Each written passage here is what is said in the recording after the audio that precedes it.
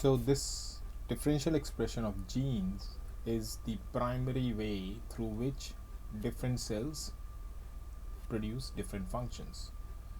If there is a bacteria or a unicellular organism like yeast, differential regulation of gene expression provides the cell the ability to survive in different environments. If it is a multicellular organism like humans, where it's made up of multiple different kinds of cells, each cell having its own specific function, differential regulation of expression provides that specific function for a particular cell type.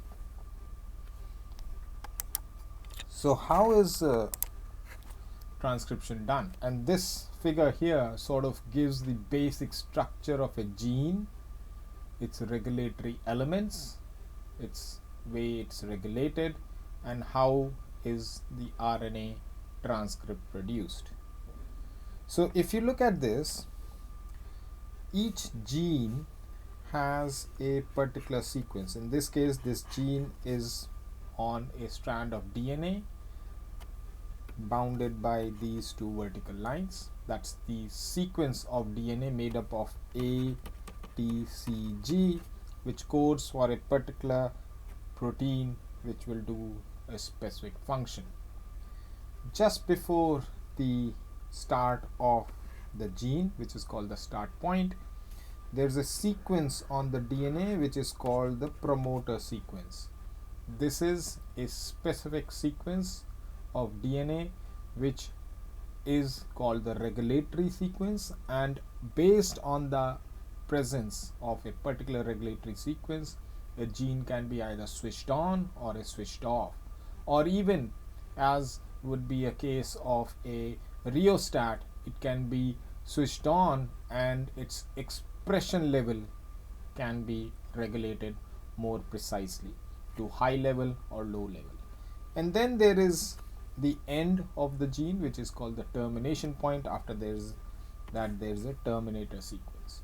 So essentially the basic structure of a gene is the coding part, which is the DNA, bounded by the promoter region, which is upstream, and a terminator region, which is downstream.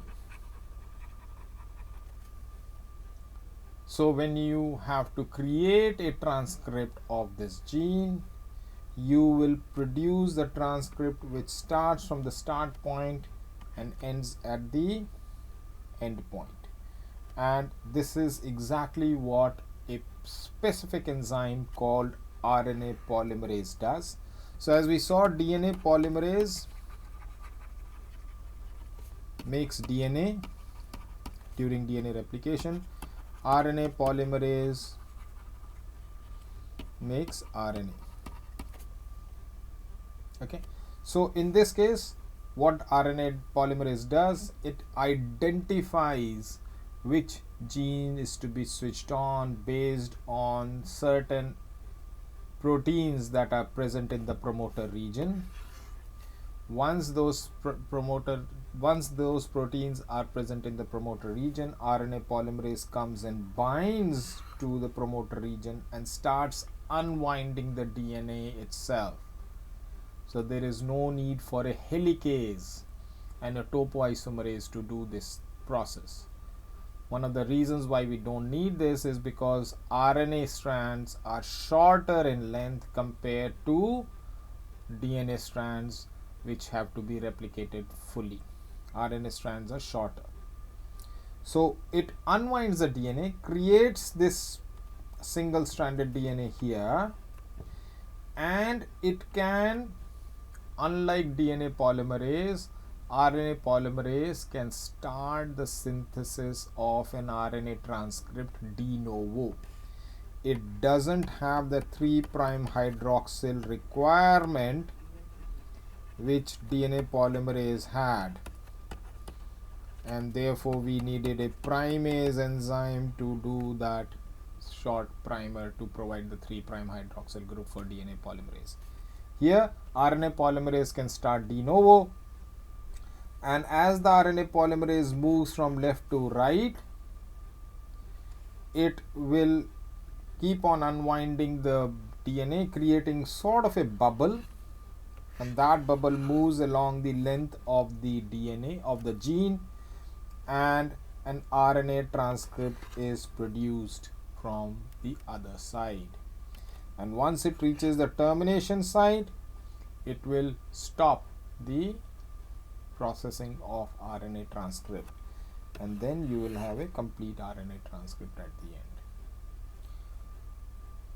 Now, in bacteria, which are called prokaryotes because they do not have a defined nucleus, the RNA transcript can directly go and produce the protein sequence through translation, which we'll cover in a bit.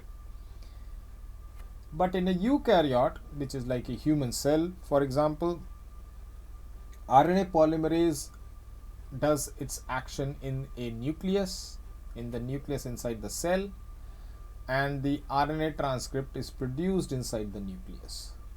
However, the process of translation happens outside the nucleus, so therefore this RNA transcript is further processed by putting a cap at the 5' end to stabilize the RNA, and when the RNA is terminated, it adds a polyA tail at the 3' end. So this is your RNA transcript. There's a cap that is added at the end, 5' cap, and then a polyA is added at the 3' end. This is a 5', and that is what is transported out of the cell. One of the things that eukaryotic RNA transcripts have are called introns. They are also removed, and once that whole processing is done, that transcript of RNA is called messenger RNA. Messenger RNA means this is the message of the gene to be produced as a protein, and it's transported out and into the cytoplasm for translation. So what is this RNA processing I was talking about in eukaryotes? So if you see the structure of a gene in a bacteria, what you will find is that once the start happens, it's a continuous piece of information till the end.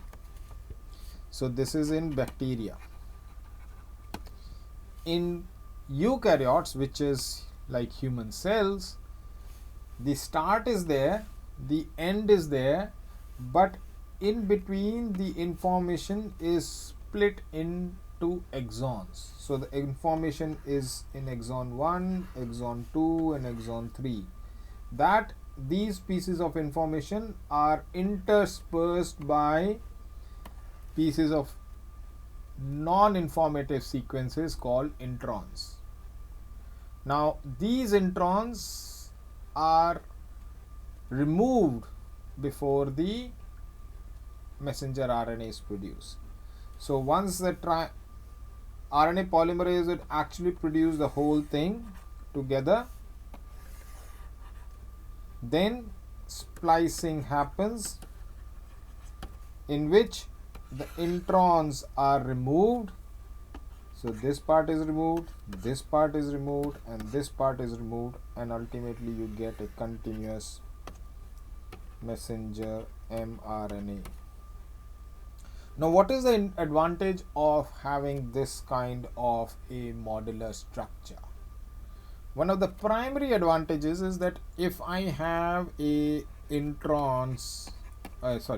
I have exons 1, 2, 3, 4, 5, 6, 7, let's say, I can not only produce a mRNA which has 1, 2, 3, 4, 5, 6, 7, I can also produce 1, 2, 3, 4, I can also produce 1, 2, 5, 6, 7, I can also produce 1, 5, 7, I can also produce 1, 3, 5, 7, and any number, right? So this allows me to produce different kinds of proteins from the same DNA sequence. This adds to the information complexity of the DNA. And this is the primary difference between lower eukaryotes being simpler animals and plants, and higher eukaryotes meaning higher, like, so if I were to say lower eukaryotes will be like flies, insects. If I were to talk higher eukaryotes, that would be like humans, mice, etc. And this is the primary difference in the way these modules or exons can be assembled to produce a large variety of proteins from the same sequence of DNA.